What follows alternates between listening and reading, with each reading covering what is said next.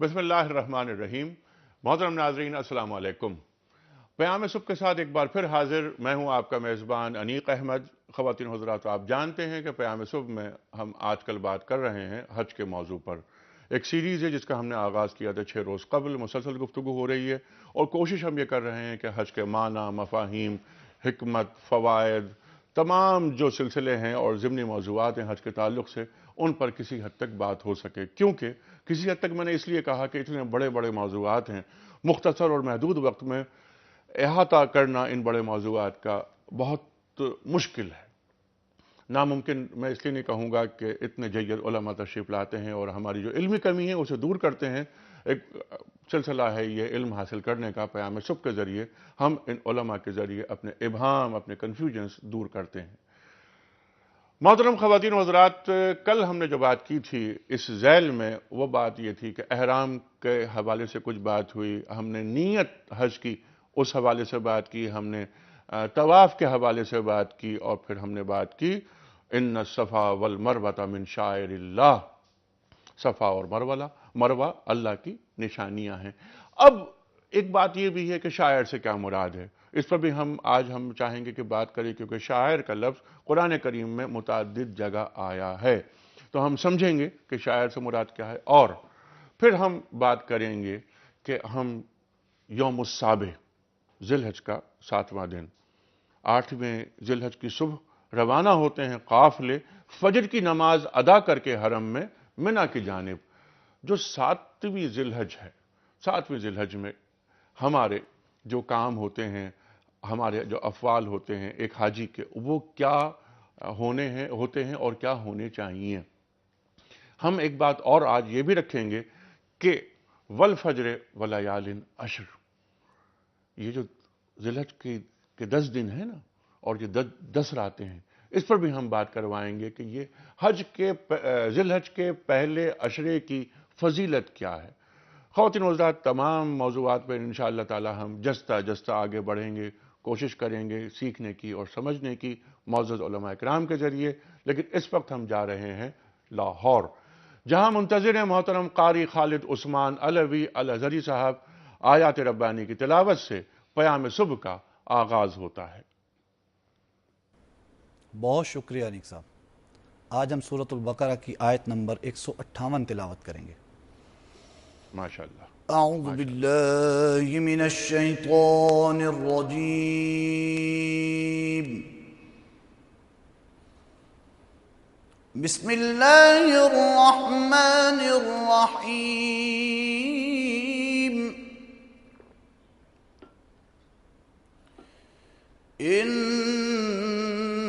الصفا والمروة من شعائر الله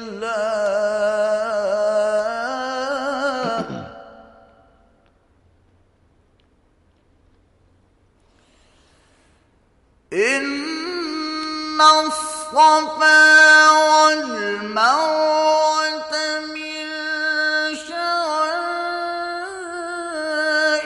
الله فمن حج البيت أو اعتمر فلا جناح عليه أن يطوف بهما ومن تطوع خيرا فإن الله شاكر عليم.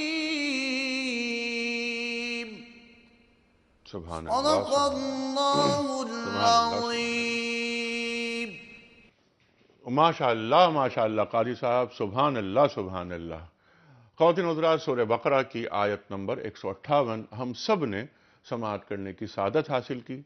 इस आयत का तर्जुमा और हदीस रसूल मकबूल सल्लल्लाहु अलैहि वसल्लम के लिए हम एक बार फिर लाहौर जा रहे हैं, जहां मुंतज़िर हैं हमारे मोहम्मद असलम राव साहब। आइए लाहौर चलते हैं। बहुत शुक्रिया अनीक साहब, जज़ाकल्लाह। शुरू अल्लाह के नाम से जो बड़ा मेहरबान نہایت رحم والا ہے۔ بے شک کوہ صفا اور مروہ خدا کی نشانیوں میں سے ہیں، تو جو شخص خانہ کعبہ کا حج یا عمرہ کرے اس پر کچھ گناہ نہیں کہ دونوں کا طواف کرے، بلکہ طواف ایک قسم کا نیک کام ہے، اور جو کوئی نیک کام کرے تو خدا قدر شناس ہے۔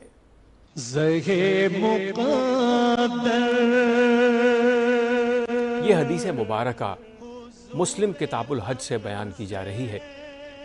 حضرت عبداللہ بن عمر رضی اللہ تعالی عنہ بیان کرتے ہیں کہ میں نے نبی کریم صلی اللہ علیہ وآلہ وسلم کو دیکھا کہ جب آپ مکہ مکرمہ میں تشریف لاتے اور جب حجر اسود کو بوسہ دیتے اور آنے کے بعد پہلا طواف کرتے تو 7 چکروں میں سے پہلے 3 چکروں میں دوڑتے تھے۔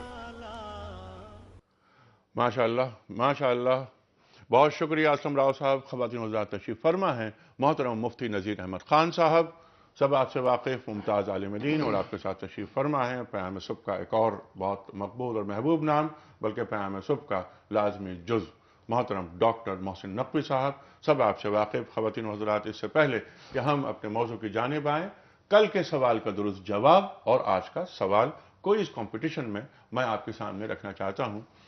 کل ہم نے سوال یہ رکھا تھا کہ نجاشی کے دربار میں حضرت جعفر رضی اللہ تعالی عنہ نے کس سورے کی آیات تلاوت فرمائیں؟ صحیح آپشن سورہ مریم۔ آج کا سوال نوٹ فرما لیجئے۔ اللہ تعالیٰ کے نزدیک سب سے زیادہ عزت دار کون ہے؟ اللہ تعالیٰ کے نزدیک سب سے زیادہ عزت دار کون ہے؟ 3 آپشنز، پہلا آپشن متقی، دوسرا آپشن نمازی، تیسرا آپشن سخی۔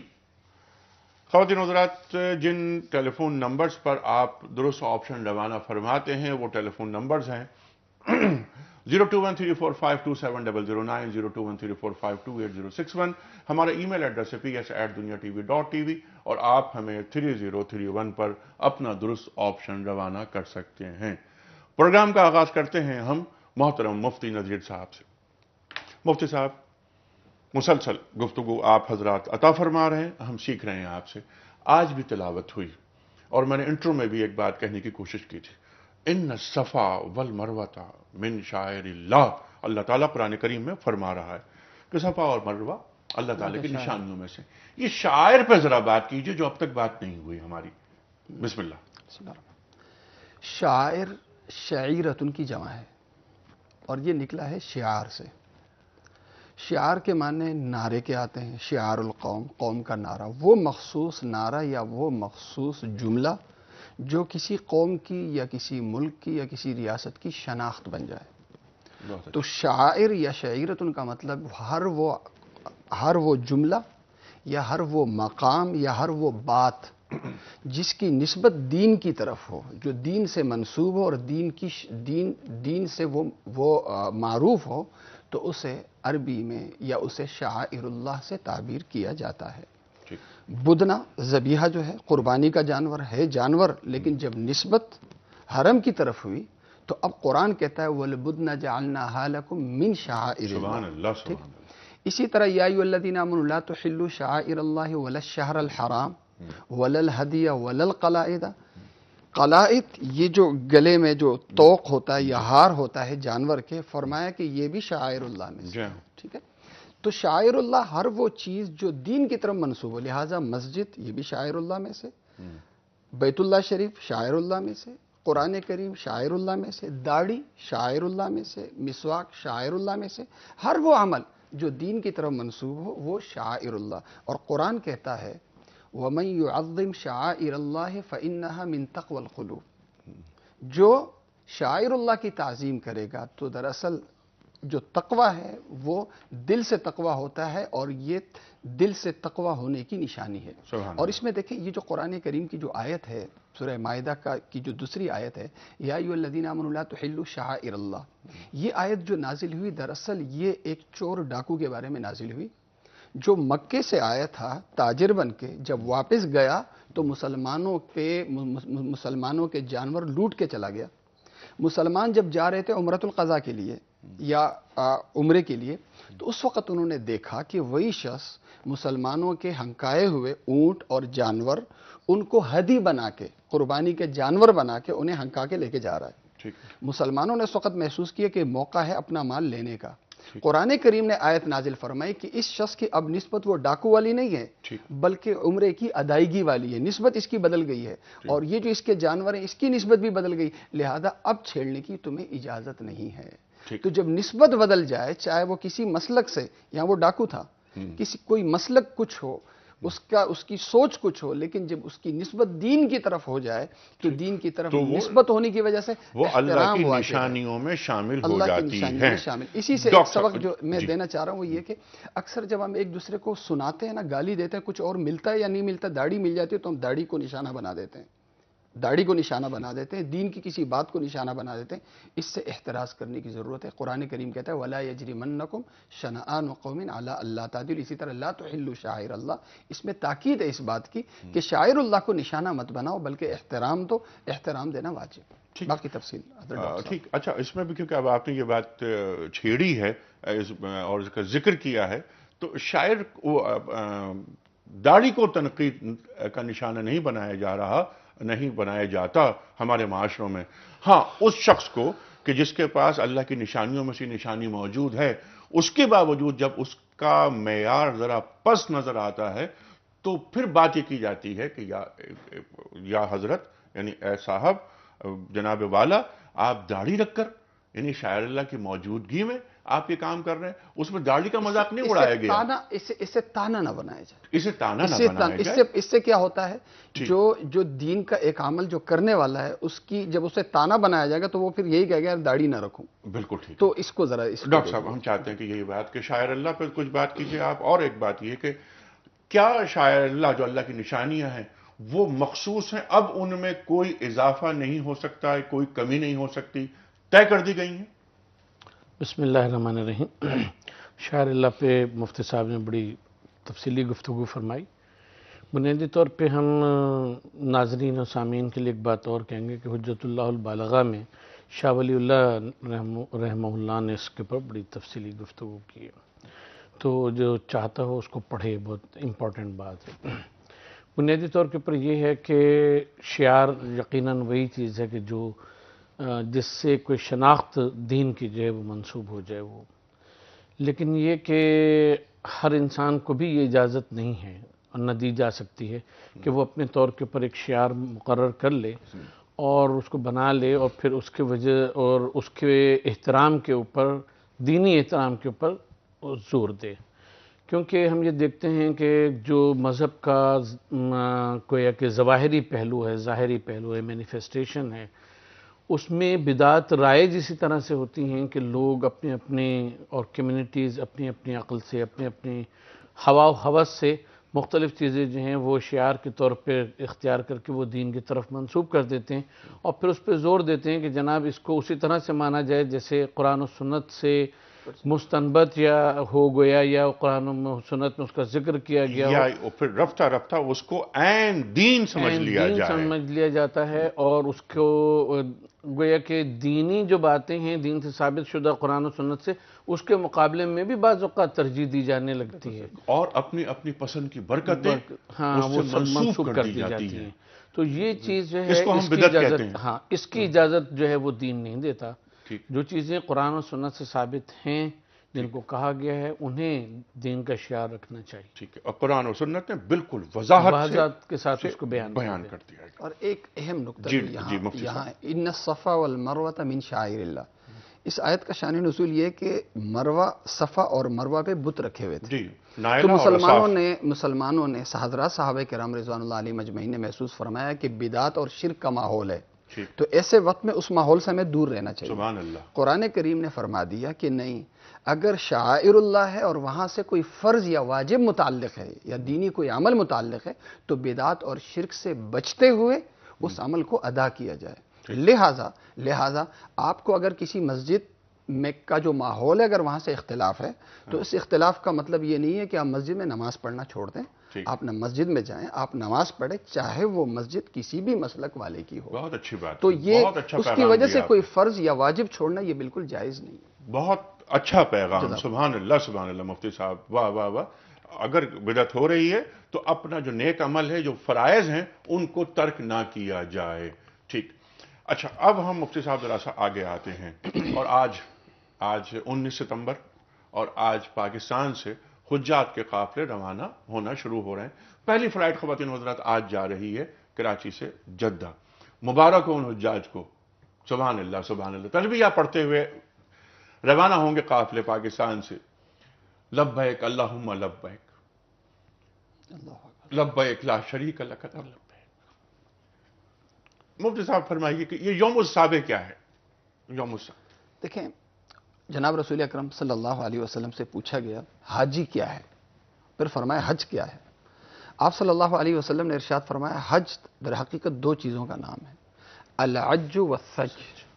فرمایا حاجی کیا ہے؟ فرمایا الشعث التفل. فرمایا کہ حج نام ہے العج والثج، زور زور سے تلبیہ کہنا اور قربانی کرنا. یہ جو زور زور سے جب آج پہلی فلائٹ ہے اور احرام باندھنے کے بعد جو سب سے بڑا ذکر ہے، سب سے بڑا عمل ہے، وہ لبیک اللہم لبیک. اور مسلم شریف کی روایت ہے، پیغمبر پاک صلی اللہ علیہ وسلم نے ارشاد فرمایا کہ جبریل امین نے آ کے مجھے حکم دیا، آرڈر کیا اللہ تعالیٰ کی طرف سے کہ اپنے صحابہ سے کہو کہ لبیک جب کہیں تو زور سے کہیں. اور الفاظ یصرخون صراخا شدیدا کا الفاظ آتے، یعنی چلا کے بولتے تھے. تو لہٰذا اس بات کا اہتمام ہے، جو لبیک ہم زور سے نہیں کہتے ہیں، زور زور سے کہنا چاہیے. اسی طرح فرمایا الشعث التفل. حاجی کیا ہے؟ حاجی ایسا ہے کہ جو ایک درویشانہ زندگی، درویشانہ کردار کا نام ہے. ایک بندہ جیسے فقیر ہوتا ہے، تارک دنیا ہوتا ہے، اس کے پاس کچھ نہیں ہوتا. شاس کے معنی پراگندہ بال، اور التفل کے معنی ہوتے ہیں ایسا جسم جس سے پسینے کی بو آئے، جس سے پسینے کی بو آئے. فرمایا کہ یہ حاجی حقیقت میں وہ ہے کہ اللہ کے لیے اس نے سب کچھ داؤ پہ لگا دیا، سب کچھ ٹھکرا دیا، سب کچھ کو چھوڑ دیا. یوم صابح ہے. یوم صابح سے پہلے اگر آپ کی اجازت ہو میں ایک بات عرض کر دوں. جی ارشاد. چونکہ یہ عشرہ ذی الحجہ، جی ہاں، عشرہ ذی الحجہ کے حوالے سے اگر تھوڑی سی مختصر بات ہوگی پھر اگر یوم صابح میں جائیں گے. واللیال عشر پہ بات ضرور کریں. اس میں دیکھیں انیق صاحب کہ یہ جو تمام راتوں میں جس طرح افضل ترین رات لیلۃ القدر کی ہے، شب قدر کی ہے، تمام دنوں میں ایام 20 عاشورہ، اسی طرح رمضان کے دنوں میں، تمام دنوں کے مقابلے میں افضل ترین دن وہ عرفے کا دن ہے. سبحان اللہ. 9 ذی الحجہ. ٹھیک ہے، عرفے کا دن ہے، 9 ذی الحجہ افضل ترین. پیغمبر پاک صلی اللہ علیہ وسلم نے ارشاد فرمایا، یہ صحیحین کی روایت ہے کہ اللہ تعالیٰ کی جو رحمتیں غزوہ بدر کے موقع پہ نازل ہوئی تھی، اللہ اکبر، اس جتنی رحمتیں اللہ تعالیٰ کی عرفے کے دن نازل ہوتی ہیں. اللہ اکبر. اللہ تعالیٰ کی رحمتیں جوش میں ہوتی ہیں. تنزل الملائکۃ والروح کی جو آیت ہے سورہ یعنی انا انزلناہ فی لیلۃ القدر میں، وہ سما عرفے کے دن میں ہوتا ہے. اسی طرح پیغمبر پاک صلی اللہ علیہ وسلم نے ارشاد فرمایا، بخاری شریف کی روایت ہے کہ اللہ تعالیٰ اس دن جتنی یعنی انتہائی تمام دنوں کے مقابلے میں سب سے زیادہ مغفرت اور جہنم سے جہنمیوں کو نجات اس دن میں فرماتے ہیں. تو جس طرح شب قدر کی وجہ سے رمضان کا اخیر عشرہ افضل ترین ہے، یعنی رمضان کی تمام راتوں کے مقابلے میں بھی سب سے زیادہ افضل ہے. عرفے کے دن کی وجہ سے جو عشرہ ذی الحجہ ہے، یہ یعنی تمام دنوں کے مقابلے میں، حتیٰ کہ میں نے جیسے عرض کیا تھا کہ رمضان کے مقابلے میں بھی یہ جو عشرہ ذی الحجہ ہے یہ افضل ہے دنوں کے اعتبار سے. اور اسی وجہ سے پیغمبر پاک صلی اللہ علیہ وسلم اس کے احترام میں اور تقدس کے اظہار میں پیغمبر پاک صلی اللہ علیہ وسلم نے حج کے موقع پہ نہیں، عام اوقات میں حضرت حفصہ رضی اللہ عنہ کی روایت ہے کہ پیغمبر پاک صلی اللہ علیہ وسلم نے عشرہ ذی الحجہ کے روزے کبھی نہیں چھوڑے. فرمایا 4 اعمال اللہ کے رسول صلی اللہ علیہ وسلم نے نہیں چھوڑے، چونکہ تفصیل کا وقت نہیں. ان میں چوتھا جو عمل ہے جو آپ صلی اللہ علیہ وسلم نے مسنون ہونے کے باوجود کبھی نہیں چھوڑا، وہ کیا تھا؟ وہ عشرہ ذی الحجہ کے روزے تھے. سبحان اللہ. یہ ڈاکٹر صاحب، یہ جو والفجر واللیال عشر کی بات ہے، یہ 10 راتیں، اس پر ذرا بات کیجیے. کیا 10 راتوں سے مراد یہ پہلا جو عشرہ ہے ذی الحجہ کا، اسی سے مراد ہے؟ بسم اللہ الرحمن الرحیم. دیکھیے ایسا ہے کہ عشرہ ذی الحجہ پہ مولانا نے گفتگو فرمائی. ہم تھوڑا سا یہ جو تلبیہ میں آواز کو بلند کرنا ہے، اس کو ہم ایک جملے میں عرض کریں کہ جو گویا کہ اہل عرب اور غیر اہل عرب آیا کرتے تھے اپنے طور پہ حج کرنے کے لیے، وہ بھی وہ چیخ چیخ کے اپنے بتوں کا نام لیا کرتے تھے اور بتوں کا تلبیہ پڑھا کرتے تھے۔ دین اسلام اس لیے آیا کہ ہر طرح سے وہ دوسرے اس کے اوپر غالب آ جائے، ہر طرح سے غالب ہو۔ اب اگر اب آپ کو پتہ ہے کہ 8 ہجری میں اور 9 ہجری میں جو حج ہوا ہے تو اس میں مشرکین 7 حج کر رہے ہیں۔ جی ہاں، تو اب اگر تلبیہ مسلمانوں کا جو ہے وہ دھیمی آواز سے ہو تو بتوں کا نام اور بتوں کا تلبیہ جو ہے وہ بلند آواز سے ہو جائے گا اور اللہ کے اور اس کے رسول کے نام کے اوپر غالب آ جائے گا۔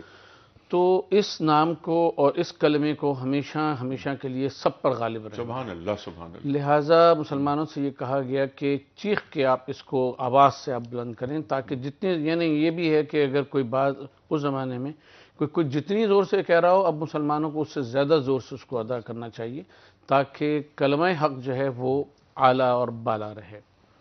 دوسری چیز یہ ہے کہ جب کوئی چیز آپ زور سے کرتے ہیں، جب دل سے آواز نکلتی ہے تو وہ ہمیشہ پر اثر اور ایسے نکلتی ہے کہ وہ دوسرے کے اوپر چھا جائے۔ سبحان اللہ۔ تو اس لیے تلبیہ کو زور سے کہنے کو کہا گیا۔ ٹھیک ہے، اچھا، ایک اس بات کی جیسے آپ نے بھی فرمایا، میں چاہتا ہوں ایک بات اور وضاحت ہو جائے کہ جس طرح آپ نے فرمایا اور پہلے بات ہو بھی چکی ہے اس موضوع پر کہ 8 ہجری میں فتح مکہ ہو گیا، لیکن رمضان میں ہوا، ذی الحج میں حج ہوا، لیکن مشرکین نے 7 حج کیا۔ 9 ہجری میں حج ہوا، مشرکین نے حج 7 کیا، لیکن 10 ہجری میں سرکار دو عالم صلی اللہ علیہ وسلم حج فرما رہے ہیں، بتوں سے پاک ہو گیا، اور اب مشرکین 7 حج نہیں کریں گے، اب 7 حج نہیں کریں گے۔ اس بات کی بھی یہ وضاحت، اگلی بات آپ فرما رہے تھے۔ ہاں، ہم اس کے اب جب آپ نے یہ بات چھیڑ دی تو ہم یہ بات عرض کر دیں کہ جو بتوں کو خانہ کعبہ کو بتوں سے پاک کیا گیا ہے، جی، وہ فتح مکہ کے وقت کیا وہ فتح مکہ کے وقت قل جاء الحق زہق الباطل، باطل ان الباطل کان زہوقا، لیکن مشرکین کو حج کرنے کی اجازت تھی، لیکن جب سرکار دو عالم صلی اللہ علیہ وسلم نے حج ادا فرمایا، ایک ہی حج آپ نے کیا 10 ہجری میں، تو مشرکین کو اجازت نہیں تھی، کیونکہ سورہ برات کی آیت بلکہ داخلے پر پابندی لگا دی گئی کہ وہ داخل نہیں ہوں گے، وہاں داخل نہیں ہو سکیں گے۔ ڈاکٹر صاحب، رہے گی بات جاری۔ خواتین حضرات، اس وقت ہم جا رہے ہیں بریک کی جانب، واپس آئیں گے، ٹیلی فون لائنز اوپن ہوں گی، سوالات رکھے جائیں گے، اور جب یہ قافلے روانہ ہوتے ہیں پوری دنیا سے 7 ذی الحج کو، جسے ہم یوم السابع کہتے ہیں، 7 ذی الحج کے اعمال کیا ہیں، اور 8 ذی الحج صبح اذان ہوئی فجر کی نماز ادا کی حرم میں، اور یہ قافلے روانہ ہو رہے ہیں منا کی جانب۔ آتے ہیں بریک کے بعد۔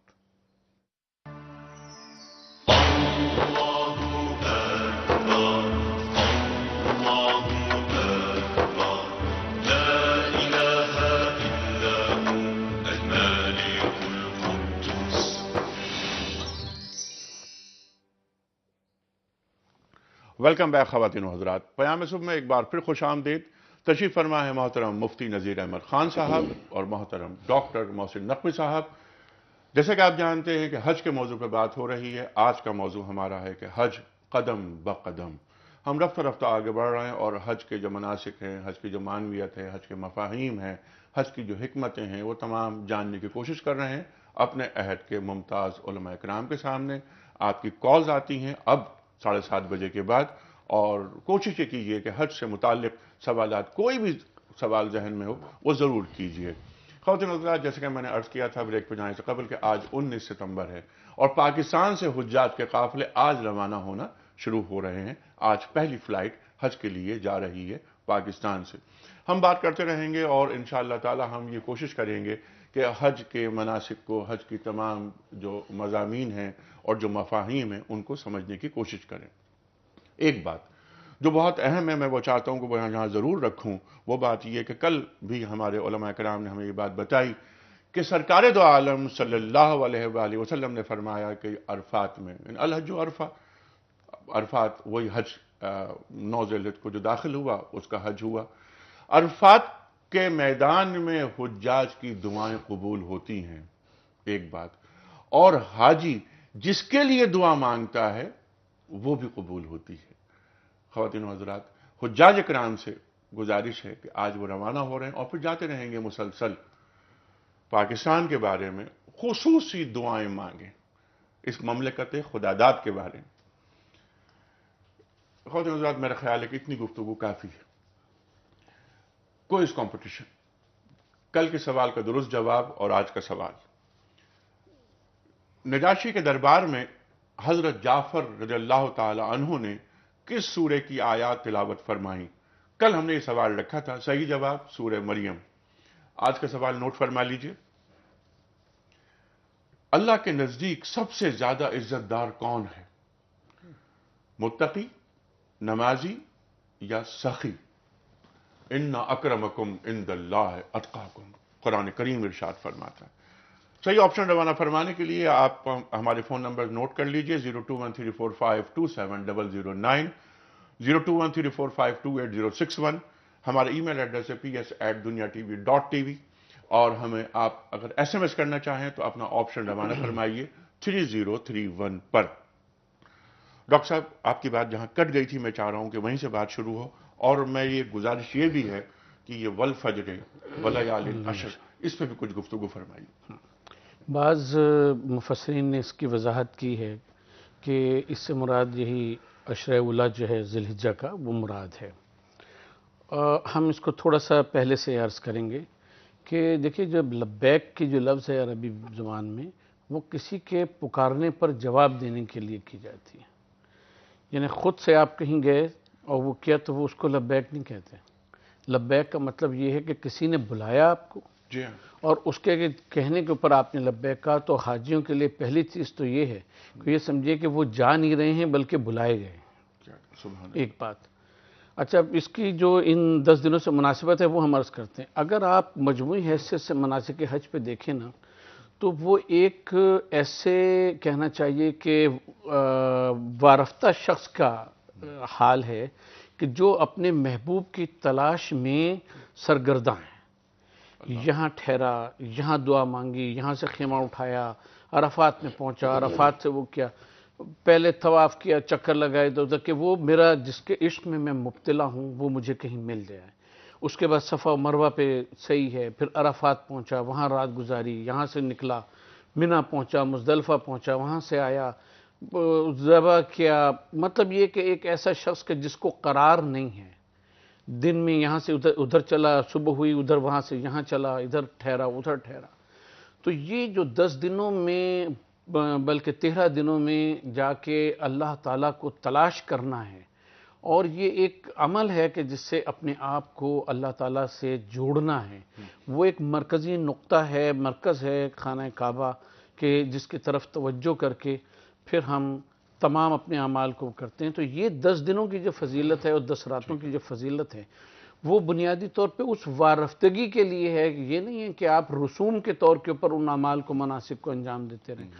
وہ خواہش کہ میرے محبوب نے مجھے پکارا ہے کہ میرے دربار میں آؤ، اور پھر اس میں اس کی جو تلاش ہے کہ وہ مجھے کہاں ملے گا، اس میں سب کچھ اپنا قربان کر دینا. وہ جو حدیث مولانا نے پڑھی تھی کہ حضور نے فرمایا کہ وہ حاجی وہ ہوتا ہے کہ جس کے بال بکھرے ہوئے اور اس کے بدن سے پسینے کی بو آتی ہوئی ہو اور اس حال میں ہو، وہ اسی وقت ہوگا کہ جب وہ اپنے محبوب یعنی اللہ تبارک و تعالیٰ کی تلاش کے لیے اس 10 دن 12 دن 13 دن وہ اس طرح سے گھومتا اور وہ کرتا رہے کہ کبھی یہاں کبھی وہاں، اور اپنا تعلق اللہ تبارک و تعالیٰ صرف اللہ تبارک و تعالیٰ سے جوڑے، اور اللہ تعالیٰ کا رنگ اختیار کرے. اور اللہ تعالیٰ کے رنگ سے اچھا رنگ کون سا ہو سکتا ہے؟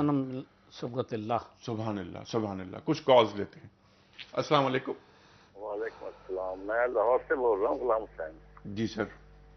سوال یہ ہے کہ کیا حج جو ہے یہ حضرت اسماعیل کی یاد تازہ کرنے کے لیے فرض کیا گیا ہے؟ اچھا، حضرت اور اسماعیل. دوسرا یہ کہ علامہ اقبال نے کہا کہ ذبح عظیم آمد پسر. جی جی جی بالکل.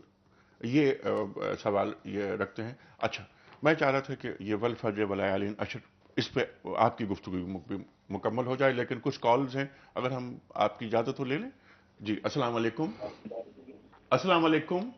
وعلیکم السلام. جناب والا فرمائیے سر. انیق بھائی میرا سوال نذیر صاحب سے یہ ہے جی جی ٹی وی کی آواز بند کر دیجئے برادر. کہ کسی کے اندر اگر حج کرنے کی بہت جستجو ہے اور اس کے پاس وسائل نہیں ہے تو کوئی ایسا عمل اور ہے اس کے بدل میں کہ اس کو حج کے برابر کا ثواب مل جائے؟ اچھا اچھا اچھا اچھا، یہ وسائل، یہ بڑا اچھا سوال ہے، بہت اہم سوال مفتی صاحب۔ تڑپ ہے لیکن وسائل نہیں ہے، تو کیا حج کے برابر کوئی عمل ایسا ہو سکتا ہے؟ بہت بڑا عمل، بہت بڑا عمل بہت ہے۔ بڑا عمل۔ اچھا پیغمبر پاک صلی اللہ علیہ وسلم نے ارشاد فرمایا کہ جو شخص اپنے والدین کو محبت کی نگاہ سے ایک دفعہ دیکھے گا، اللہ تعالیٰ ایک نگاہ پہ ایک حج نہیں 100 حجوں کا ثواب دے گا۔ اللہ اکبر، ایک نگاہ پہ 100 حجوں کا، اور مقبول حجوں کا۔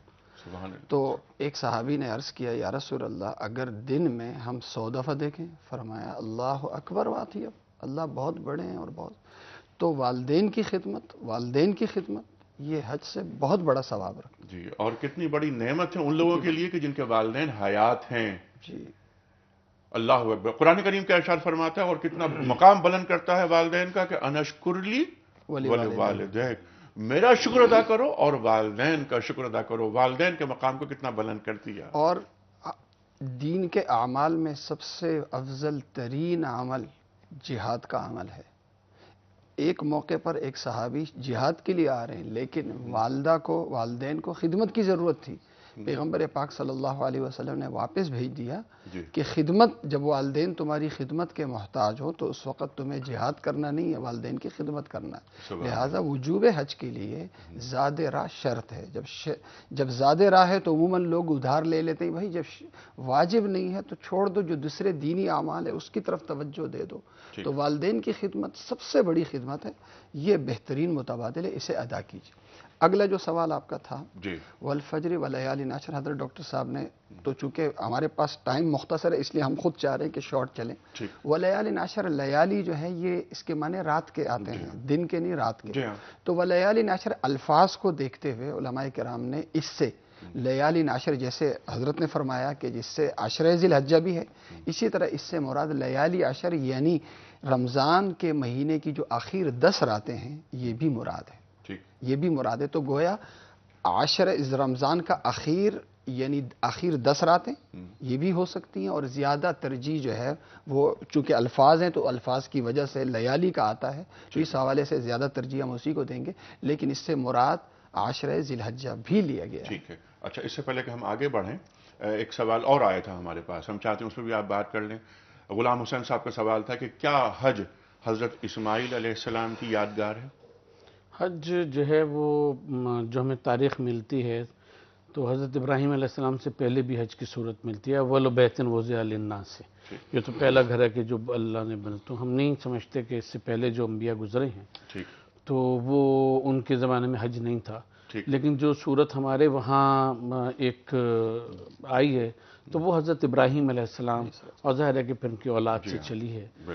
تو حضرت اسماعیل کی یاد کی بات نہیں ہے، حضرت اسماعیل اور حضرت ابراہیم نے جو اللہ کی یاد جس طرح قائم کی ہے اس کا تسلسل۔ بالکل ٹھیک ہے، کچھ کالز اور لیتے ہیں۔ السلام علیکم۔ ہیلو ہیلو، السلام علیکم۔ اور اس میں ایک بات عرض کروں، آج کل کے کچھ جدت پسند ہیں اچھا، جو آ کے کہتے ہیں کہ فلاں عمل یہ عربوں کی روایت تھی، فلاں عمل عربوں کی روایت تھی۔ عرض کروں دیکھیں، جو ہم کر رہے ہیں یہ حضرت اسماعیل علیہ السلام کا عمل ہو، یہ شریعت اس لیے کہ اللہ تعالیٰ نے اس کا فرما دیا ہے۔ ہر وہ عمل کسی بھی پیغمبر کا ہو، لیکن اللہ تعالیٰ نے اسے جزو شریعت بنا دیا تو وہ جزو شریعت ہے۔ ٹھیک ہے۔ پیغمبر پاک صلی اللہ علیہ وسلم کی ادائیں ہیں، آپ صلی اللہ علیہ وسلم کی بہت سی سنتیں، آپ کی بہت سی مبارک عادتیں، انہیں سنن زوائد کہتے ہیں کہ وہ آپ ہی کا معمول تھا، اور بہت سی ہم سنن مؤکدہ کہتے ہیں، سنن رواتب کہتے ہیں۔ یہ وہ اعمال ہیں کہ پیغمبر پاک صلی اللہ علیہ وسلم کی حیثیت شارع کی ہے، جب آپ نے فرما دیا کہ یہ جزو شریعت ہے اسے کرو، تو اب وہ آپ صلی اللہ علیہ وسلم کا مخصوص یا عربوں کا مخصوص عمل نہیں رہا، بلکہ وہ سنت قرار پایا۔ لہٰذا بہت سے اعمال جو آج کل اس کے اوپر جو ہے نا وہ طرح طرح کی تعویل عقلی پیش کی جاتی ہیں کہ جناب داڑھی تو عربوں کی ہوتی تھی اور فلاں ہوتی تھی، اور اسی طرح مسواک کے بارے میں کہا جاتا ہے۔ تو عرض یہ ہے کہ پیغمبر پاک صلی اللہ علیہ وسلم نے جب اس کی تاکید فرما دی تو تاکید فرمانے کے بعد اب ہمارے لیے وہ واجب والی حیثیت نہیں، فرض والی حیثیت نہیں، لیکن سنت مؤکدہ والی حیثیت ضرور قرار پائی. ایک بات لیکن یہ- بعض وہ اعمال کہ پیغمبر پاک صلی اللہ علیہ وسلم نے اگر اس کی تاکید نہ فرمائی ہو، مثلا کپڑوں کے حوالے سے ٹھیک ہے، حدود بتائے گئے لیکن خاص لباس اختیار کرنے کا ہمیں نہیں فرمایا گیا. تو اس ستر حوالے سے- پوشی کے جی، احکام بتا دیے گئے، احکام، حدود بتا دی. اچھا، جی، حدود بتا حدود دی بتا گئی. دیے، خاص اور پوشاک اور میں. حج کر کے دکھا دیا جی، بالکل. کہ حج ایسے ہوگا تو نماز اس طرح پڑھو جیسے کہ مجھے نماز پڑھتے ہوئے دیکھ رہے ہو. اور حج کے اعمال ہمارے سامنے ہیں. آپ نے ایک بات جو ابھی فرما رہے تھے تو میرے ذہن میں ایک سوال یہ آیا تھا، لیکن ذرا سی یہ بات ہٹ جائے گی اور کنٹروورشل موضوعات پہ ہم چلے جائیں گے. بعض علماء کرام کا یہ خیال ہے کہ سعی کے بغیر بھی عمرہ ہو جاتا ہے. اللہ اکبر کبیرہ. یہ موجود ہے، جی، جی، یہ آپ میرے خیال ہے کہ آپ نے بھی پڑھی ہوں گی تمام، لیکن میں ابھی اس پر ہم بات نہیں کر رہے. نہیں، کچھ اس کال پہ بات لیتے ہیں. کرنی، جب بات آئی تو بات کرنی چاہیے. دیکھیں سعی کی جو حیثیت ہے، طواف جب کیا عمرہ کیا جاتا ہے تو طواف جو ہے اس کی حیثیت رکن کی ہے. ٹھیک ہے. اور سعی کی جو حیثیت ہے وہ واجب کی ہے. نماز کے بھی واجبات ہیں، کیا نماز پڑھنے کے لیے واجبات کو چھوڑ دیا جائے؟ ممکن نہیں. عرض کر رہا ہوں. ٹھیک ہے. اسی طرح کیا عمرہ کیا جائے تو سعی چھوڑ دی جائے؟ سعی کے بارے میں کسی عالم نے بھی یہ نہیں لکھا کہ یہ سنت ہے. بعض علماء کرام اسے فرض کہتے ہیں، بعض علماء کرام ہمارے امام ابو حنیفہ رحمہ اللہ اسے واجب کہتے ہیں. لہذا جب واجب ہو یا فرض ہو تو اس کے ترک کی وجہ سے عمرہ مکمل ہو یہ تو ناممکن ہے. اس وجہ سے بعض علماء، میں نہیں سمجھتا کہ کسی عالم نے کہا ہو، کیونکہ دیکھیں میں جو بات جید عرض کر رہا ہوں جید علماء ہیں ہمارے عہد کے، انہوں نے لکھا فلا جناح علیہ کی تعبیر میں. نہیں، اس کی تشریح حضرت عائشہ صدیقہ رضی اللہ عنہا نے فرما دیا کہ فلا جناح علیہ کا، یہ اس آیت کو اس کے شان نزول کے تناظر میں دیکھا جائے. دیکھیں انیق صاحب، میں یہاں جو باتیں بیان کرتا ہوں میں اپنے اجتہاد کی بنیاد پہ بیان نہیں کرتا. میں دراصل علماء کرام کی جو باتیں ہوتی ہیں وہ میری حیثیت ایک ناقل کی ہے، وہ نقل کر کے میں لوگوں کے سامنے پیش کر دیتا ہوں. ٹھیک ہے، وہی ہم نے عرض میرا کیا خود کہ کا وہ نہیں. سرکار دو عالم صلی اللہ علیہ وسلم نے حج کر کے دکھا دیا، اور حج اب ویسے ہی ہوگا جیسے کہ حضور نے ختم بات. وہ مناسک وہی ادا ہوں گے. اونٹنیوں پہ جاتے تھے لیکن اب ہم ہوائی جہاز سے جائیں اور گے. ایک بات اور عرض کروں، دیکھیں مینا میں جو وقوف ہے اس کی حیثیت تو واجب کی بھی نہیں ہے. بالکل ٹھیک ہے. صحیح کی حیثیت تو کیا مینا میں وقوف چھوڑ دیا جائے؟ ٹھیک ہے ڈاکٹر صاحب، میں آپ کی طرف آؤں گا لیکن کچھ کالز مجھے لینی ہے. میں پہلے وہ لے لیتا ہوں. السلام علیکم. ہیلو. السلام علیکم. جی وعلیکم السلام جناب، فرمائیے. جی میں سلیم نیازی پیس ولیج ٹورنٹو سے بول رہا ہوں. جناب جی فرمائیے. تو مجھے یہ پوچھنا ہے کہ اللہ تعالیٰ تو مسلم اور غیر مسلم سب کا ہے. ہاں. تو کیا اللہ تعالیٰ کا گھر بھی مسلم اور غیر مسلم کے لیے ہے یا صرف مسلمانوں کے لیے ہی ہے؟ ہاں اچھا، اگلی کال لیتے ہیں کہ اللہ کا گھر صرف مسلمانوں کے لیے ہے. ٹھیک ہے، اس پر بات ہوگی ڈاکٹر صاحب سے. اگلی کال. السلام علیکم. السلام علیکم. جی وعلیکم السلام. انیق بھائی، میں ویسے ظاہر رضا بات کر رہی ہوں. جی میرا سوال مفتی صاحب سے یہ تھا کہ ابھی جیسے انہوں نے کہا کہ جو حاجی ہوتا ہے وہ اللہ کی تلاش کے لیے در بدر ہوتا ہے اور پسینے کی اس سے وہ ہونی گھبرانی چاہیے، اور مطلب جیسے مشقت تھی ہوئی نا کہ اللہ کے لیے ہم ڈھونڈ رہے ہیں. مگر جیسے ابھی آج کل کے حج پاکستان تو نہیں، مگر جیسے لوگ باہر سے جاتے ہیں اور ہمارے کافی عزیز گئے ہیں، فیملی فرینڈز گئے ہیں، تو انہوں نے ہمیں بتایا کہ جی میں خود نہیں ابھی تک گئی، اللہ میاں دعا کیجیے گا کہ اللہ ہمیں بھی ابھی. تو وہ انہوں نے بتایا جی وہاں تو اے سی والے خیمے تھے اور بالکل 7 اسٹار ماحول تھا اور ایسے دسترخوان بچھے ہوئے تھے اور سب. تو آپ مجھے یہ عرض کریں کہ مطلب ہم تو اب کم وسائل ہیں، ہم اور میرے میاں کا یہ کہ نہیں ہم بھی ایسا ہی حج کریں. ٹھیک ہے، تو اس کے بارے میں پلیز ذرا وضاحت. بہت اچھا سوال، بہت اچھا سوال. اس کو ہمیں لانا تھا پروگرام کے دوران کہ وی آئی پی حج، ایک خصوصی پیکیجز بھی چل رہے ہیں اور اے سی والے کمرے، اور جیسے آپ نے کہا نا کہ 7 اسٹار ماحول، اس پہ بھی حج ہوتا ہے. لیکن یہ اب میرا خیال ہے کہ یہ 2 سوالات میں ہی ہمارا وقت مکمل ہو جائے گا آج کا، اور ہم یوم الصابع پہ بات نہیں کر پائیں گے. ڈاکٹر صاحب دونوں سوال بہت ہیں. ہم 2 باتیں عرض کرتے ہیں. ایک تو پہلے یہ کہ یہ جو فلا جناح کی تعبیر ہے یہ قرآن مجید میں بہت مقامات پہ آئی ہے، اور بعض متجددین اس سے یہ کہتے ہیں کہ اس میں حرج نہیں ہے، ترجمہ اس کا یہ کرتے ہیں، اس کا مطلب یہ کہ یہ چیز وجوب سے اور اس سے نکل گئی. دیکھیے قرآن مجید کی اگر تفسیر رائے سے کی جائے تو جو معنی لے جائیں. حضور صلی اللہ علیہ وآلہ وسلم نے فرمایا، جس نے فرمایا کہ صلو کما رأیتمونی اصلی، اسی طرح فرمایا کہ خذوا عنی مناسککم، مجھ سے اپنے مناسک حج جو ہیں وہ مجھ سے لو، جیسے میں حج کر رہا ہوں ویسے تم حج کرو. تو اب جس چیز کو آپ نے یعنی فلا جناح کی جو اب تشریح ہے وہ سنت رسول صلی اللہ علیہ وآلہ وسلم کے جیسے آپ نے حج فرمایا، جیسے آپ نے عمرہ فرمایا اس طرح سے ہوگی. اس کی تعبیر اپنی طرف سے آپ نہیں کر سکتے کسی بھی مقام پہ جہاں بھی فلا جناح آیا ہے. اچھا، اور آپ کے علم میں ہے یہ بات؟ یقیناً آپ کے علم میں ہے کہ آج جید علماء کچھ انہوں نے اپنی کتابوں میں بھی یہ بات جی بالکل لکھا ہے، اور ان کے نام لے کے ان کی تردید کی ضرورت نہیں. جب سرکار رسالت میں آپ کا اسوہ سامنے موجود ہے تو کسی کی عقل وہاں نہیں چلتی. ختم قصہ. اچھا، دوسری چیز یہ کہ ہم یہاں پہ یہ کہیں گے اپنی بہن سے کہ ہمیں یہ حدیث میں ملتا ہے، ایک بات صحابہ کرام فرماتے ہیں کہ گویا میں آج بھی دیکھ رہا ہوں کہ نبی کریم صلی اللہ علیہ وآلہ وسلم کی ناک مبارک پہ اور جبین مبارک کے اوپر مٹی لگی ہوئی ہے جو آپ سجدے میں سر رکھا کرتے تھے. ٹھیک ہے. اور صحابہ کرام رضوان اللہ علیہم جس وقت مسجد نبوی میں نماز پڑھتے تھے، خاص طور کے اوپر وہ زمانہ کہ جب گرمی ہوا کرتی تھی تو جو مٹی ہے وہ بعض اوقات اتنی گرم ہوتی تھی کہ وہ ماتھوں سے چپک جایا کرتے تھے. تو وہ نمازیں مقبول ہوں گی یا وی آئی پی نمازیں کہ جہاں ہم مسجدوں میں ایئر کنڈیشن لگا کے موٹے موٹے قالین بچھا کے یا حج پہ ہم جائیں تو اس میں وی آئی پی ہم حج کریں اور اس قسم کا جس قسم کی بات کی جا رہی ہے. تو یہ جیسے ہم نے پہلے عرض کیا تھا کہ حج یا نماز یہ رسوم کی ادائیگی نہیں ہے. اگر اس میں اللہ کو ڈھونڈنے کی تڑپ ہے تو وہ یقیناً اگر اس کو یہ چیزیں میسر بھی ہوں گی، پیش بھی کی جائیں گی، تو وہ اس کو چھوڑ کر وہ اسی سرگردانی سے اللہ تعالیٰ تبارک و تعالیٰ کو تلاش کرے گا. یہ وہ لوگ ہیں کہ جن کو گویا اللہ نے بلایا نہیں، جو خود زبردستی اپنا انتظام کر کے جا رہے ہیں. انہیں تو لبیک کہنے کا بھی حق نہیں ہے. انہیں تو لبیک کہنے کا بھی حق نہیں ہے، کیونکہ لبیک کہنے کا حق ان کو ہے کہ جن کو اللہ نے بلایا، جو کہ سمجھتے ہیں کہ میں اللہ کی دعوت پہ جا رہا ہوں، اور پھر اس کو ڈھونڈنے میں اپنا وقت صرف کرتے ہیں، نہ کہ وہاں تعیشات کو ڈھونڈنے میں اپنا وقت صرف کریں. اللہ اکبر. مفتی صاحب یہی سوال آپ کے سامنے. دیکھیں، دو چیزیں نا، ایک تو مزاج شریعت ہے، ایک حدود شریعت ہے. ٹھیک ہے. اصل تو وہی ہے کہ الشاس و الطفل، ٹھیک ہے، کہ بالکل تاریک دنیا بن کے، دنیا کو ٹھکرا کے، دنیا کی سہولتیں کیا دنیا کی ضرورتیں ٹھکرا کے آپ حج کریں. لیکن اگر حدود شریعت میں ہو، جیسے مسجد تو اصل یہ ہے کہ سیدھی سادی ہو، گھر بھی سادے ہوں، لیکن اگر جو ہے وہ پکی مسجد ہو تو پھر اس کے حدود کیا ہیں.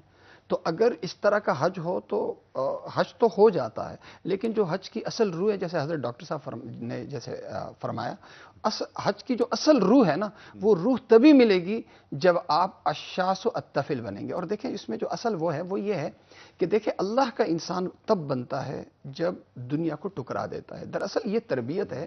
انسان کی انسانیت عبدیت میں ہے. انسان کی بات آپ نے کی، اس بات کو میں چاہتا ہوں آپ ریپیٹ کریں کہ اللہ کا بندہ اس وقت بنتا ہے جب وہ دنیا کو ٹھکراتا ہے.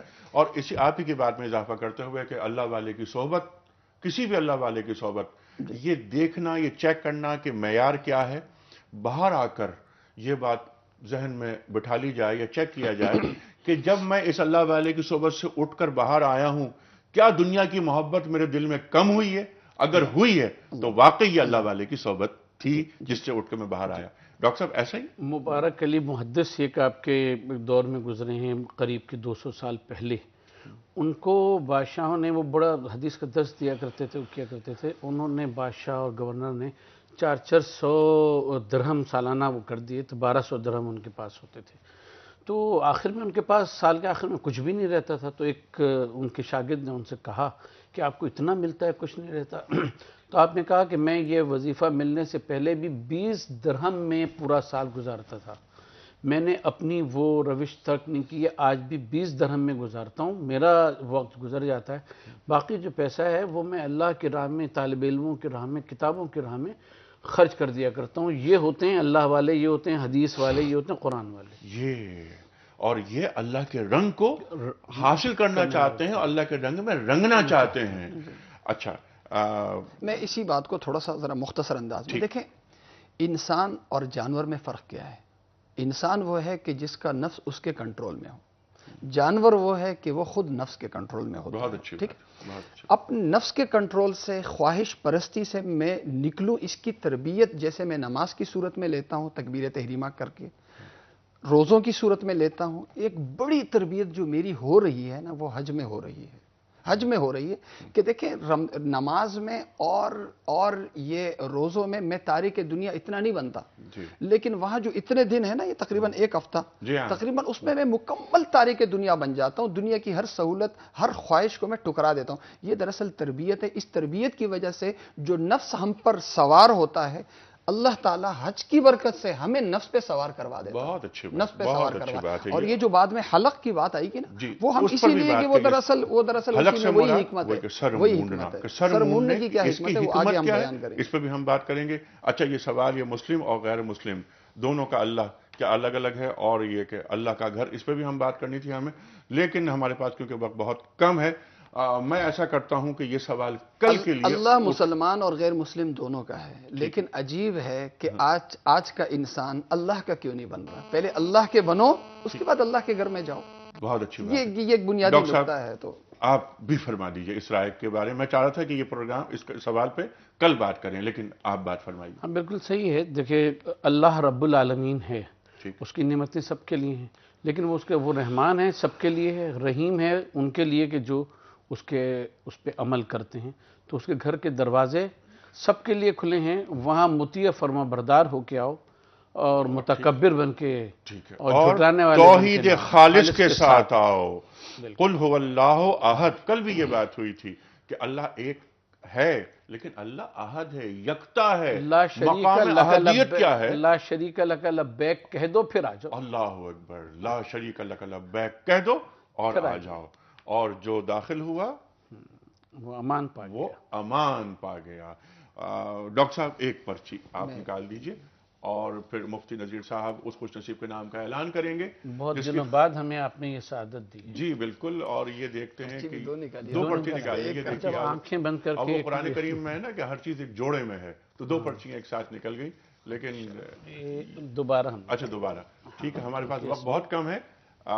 مفتی صاحب، کون خوش نصیب صاحب یا صاحبہ؟ ناہید خان نارتھ امریکہ. اچھا، ناہید خان امریکہ سے. خواتین و حضرات، ناہید خان کی خدمت میں کتابوں کا تحفہ دنیا ٹی وی کی جانب سے حج ہمارا موضوع گفتگو ہو رہی ہے مسلسل.